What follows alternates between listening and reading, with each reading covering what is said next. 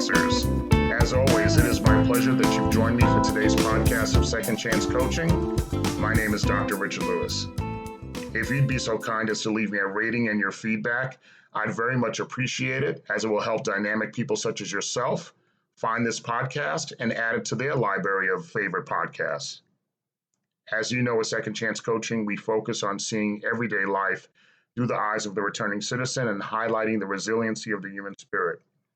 I'd love to work with you one-on-one, whether you're a returning citizen, coaching clients seeking their second chance, or you're a representative of a business, college, or university seeking to integrate and support returning citizens in your organizational and learning environments. Feel free to contact me at richard@secondchancecoaching.com or via Instagram at @DrRichardLewis. On the day that this podcast is airing, we are marked at 6 days past Election Day in the United States of America. One of the things that I want to talk about regarding Election Day is I'm so happy in the state of Florida that numerous returning citizens exercise their right to vote. As you know, voting is a real important step in the reentry journey because exercising one's civic duty is the first step of one of many steps of full participation in one's citizenship. If you follow me on Instagram, you'll notice that I highlighted the election of Ms. Tara Simmons. I believe Ms. Simmons is the first formerly incarcerated individual returning citizen to be elected to public office. She's now a state senator in the state of Washington. Congratulations, Senator Simmons. All members of the returning citizens community are very proud of you. We know that you'll continue to build on the hope of complete and optimal reintegration and participation in American society.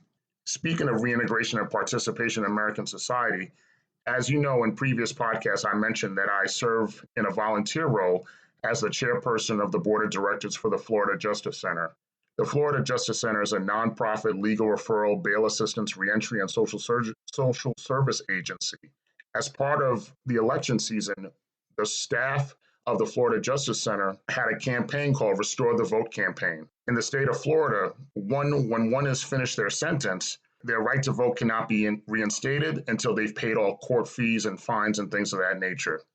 The Restore the Vote campaign, the objective was to help raise money to help people pay for those fees who may otherwise not be able to pay for those fees. I'm happy to report that the Florida Justice Center was able to re-enfranchise 24 returning citizens who now became 24 voters. In total, the Florida Justice Center was able to raise and pay off $1,148 in fines. Once those fines were paid, those returning citizens became registered voters, and I'm happy to report that they cast their votes and their voices were heard this past election day. And I'm even more happy to report that their voices will be heard on future election days as well. At the Florida Justice Center, there's a couple of things that we do. We do bail assistance, where we help people that were arrested protesting in social justice demonstrations. We provide legal defense, where we match defense attorneys with low-income individuals arrested in South Florida. And when it comes to reentry, we provide training and connections to social services for individuals that are just released from prison. The Florida Justice Center, we operate on donations and grants. And if you want to support our ongoing Restore the Vote campaign, if you want to support our bail assistance program, our legal assistance program, and our reentry initiatives, visit us at www.fljc.org. That's www.fljc.org. And feel free to donate whatever's in your heart and whatever you can to any of our initiatives, whether it be the bail fund, the legal defense fund, our reentry support. It will definitely help a lot of people. And we continue to do that as far as our missions to make sure that returning citizens have optimal opportunities to reintegrate into society. And now, on to today's topic of today's podcast. Today's podcast is called The Blueprint. Webster's Dictionary defines a blueprint as a noun, as a design plan or other technical drawing. We won't talk about technical drawings, but we'll talk about it as the design plan. And what is that design plan? That design plan is how we could secure employment for returning citizens. The biggest barrier to reentry for returning citizens is employment. In the first year of being released from prison, 60% of returning citizens fail to reenter the labor market. It could be because they're unable to get hired, maybe there's a lack of skills, maybe they've been gone away for too long, and a lot of times it could be collateral consequences of being incarcerated. This leads to a 70% recidivism rate whether they're on parole or probation, or whether they've completed their sentence. They could fall into recommitting crimes because maybe out of desperation or not having anywhere else to go. And that 70% recidivism rate is really prevalent, especially in the first 3 years of being released from prison. Employment, sustainable employment, reduces that recidivism rate anywhere from 45 to 55%. That is significant. In addition, higher education also is able to reduce recidivism.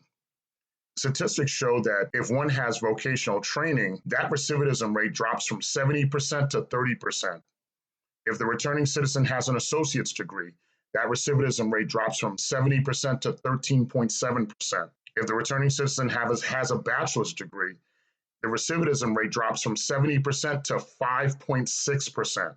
And if that returning citizen has a master's degree or higher, that recidivism rate drops from 70% to 0%. So certainly that is wonderful investment to make sure that we're able to open educational doors and employment opportunities for our returning citizens, as it's an interest to build the economic base, promote public safety, and really promote rehabilitation. With returning citizens, their objective really when they come home is just to live a normal life and look to be employed. So when we look at the blueprint, let's look at the blueprint and start that blueprint as far as the job search is concerned. I'm really old school in that process, and I mix it in with a little bit of technology as well. My first step is going to be really old school. The first step in that blueprint is to get a spiral Cambridge notebook. Just get a notebook and a pen and take notes throughout the job search and any pertinent notes throughout that job search. It will certainly help. With technology now, instead of in the old days, we didn't look through the newspaper for a job. Now we look on technology boards. For returning citizens, I could direct you to helpforfelons.org. That's HELPFORFELONS.org. Help for Felons, which is all one word, .org. Also, I could direct you to jobsforfelonshub.com. JOBSFORFELONSHUB.com, all one word. And jobsforfelonshubs.com, there's a free guide that you could subscribe to through your email, find full-time and part-time jobs in your local area. You could also look at digital job boards such as Indeed.com, Idealist.com, OpportunityKnocks.org. I think now it's OpportunityKnocks.org is probably WorkForGood.org, but double check on that. Also, create a profile on LinkedIn.com. LinkedIn.com is like a living, breathing resume, digital resume, which enables you to connect to other people in your professional networks and like interest, and you can really connect with them. Also, I'm always an advocate for Google. You could find different digital job boards and opportunities through utilizing Google, because as we always say, successful people use Google. The next step is developing your resume. Your resume is really important as part of your reentry focus, because your resume is your tool that you use to market yourself. It highlights your experience and the things in which you could do.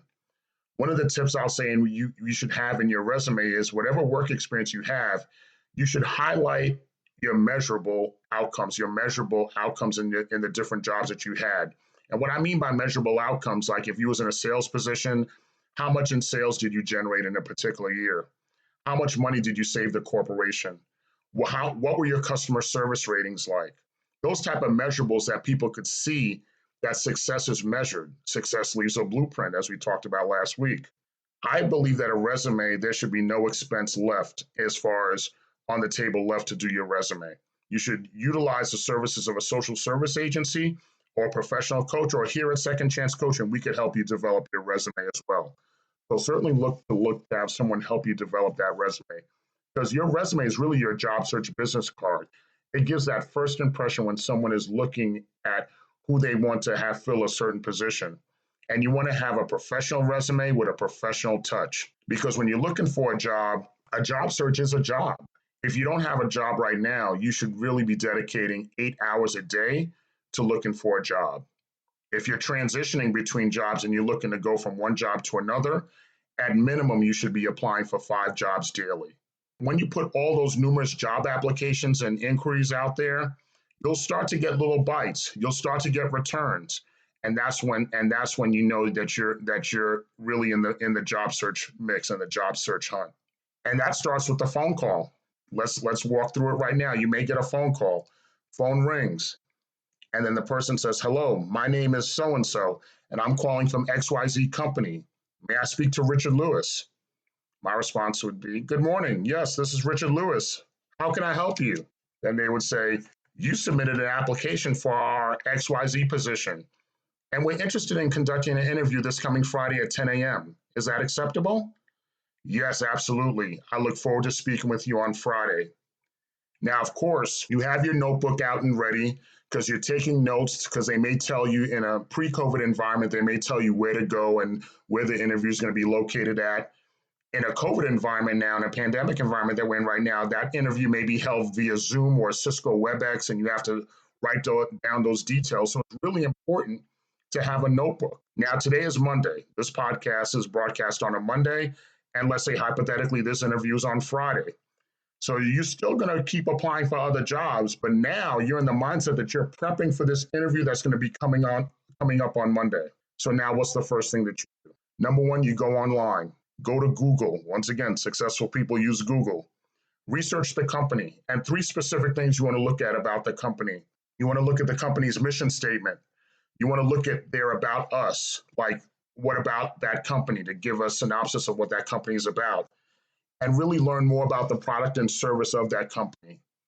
Also, too, in your notebook or on your computer, hopefully you save the job posting. So you can look at the job posting again and see what qualifications and what things they're looking for in the particular job that you applied for. And then that will help you prepare for that. Also, prepare yourself for the likely questions you'll get.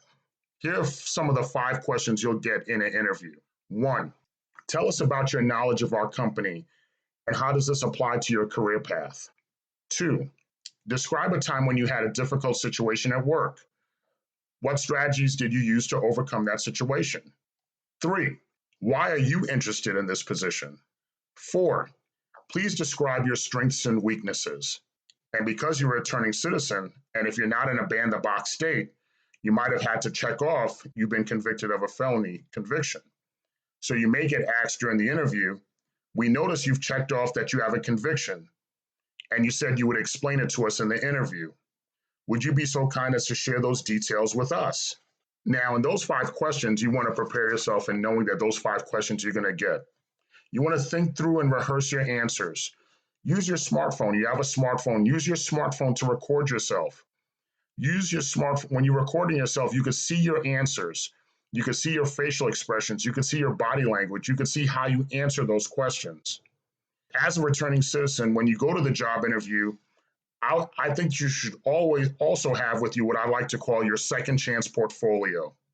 Now, from an old school standpoint, in a pre-COVID environment, you could take those documents, old school, and bind them up, and you could always hand it to the person either before or after the interview. Or you could always get a small megabyte flash drive, and you could upload those documents on a flash drive, and you could give that flash drive to the person. Now that we're in a pandemic, it may be something that you would have to email those documents to the person that you're interviewing with. But you should always present that second chance portfolio. And what should be included in that second chance portfolio?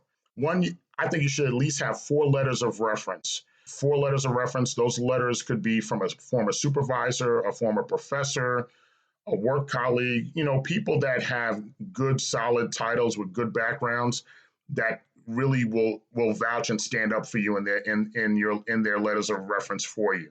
Have copies of any certificates of completion or diplomas. Have another copy of your resume. If you have any documented volunteer accomplishments or awards, put that in there as well. If you have past performance evaluations that were really good, put those in there. Any transcripts from schools that you went to. And certainly if we work together, we could customize your second chance portfolio based on the job you're applying for, the situation that you're in, and what it is that you have to really put your best foot forward when you're interviewing with someone. At the conclusion of that interview, of course, in a pre-COVID environment, you provide a firm handshake. And you certainly email them at the end and email them a thank you letter. In a pandemic environment, of course, you give your thanks in the Zoom or a Cisco WebEx environment, definitely email them a thank you letter. As you receive more interviews, as you're putting more applications out, you'll continue to do this process over and over and continue to be diligent, and you'll obtain that employment guaranteed. I promise you that, because that's what I had to do. And it worked out for me. It will work out for you. As you continue doing these interviews, you'll get more experience. You'll get promoted in the jobs that you're in. You'll get promoted and get more experience. You'll continue to promote yourself into your next job. You could promote yourself and start your own business and invest in yourself. As you go through this process, you'll continue to be confident, be truthful in the answers that you give, and always be eager to learn and refine your skills in whatever job that you're in. And as you go through this journey, once again, if you'd like to work with me one-on-one as a returning citizen, as a coaching client, as a representative of a business or college and university, you want to see what kind of students or what kind of employees that you're bringing in and how you want to screen them out, contact me via email at richard@secondchancecoaching.com or via Instagram at @DrRichardLewis. Remember, you've been blessed to see another day, which means you've been blessed with your second chance. So certainly make the best of it. I love you all. Take care and be well.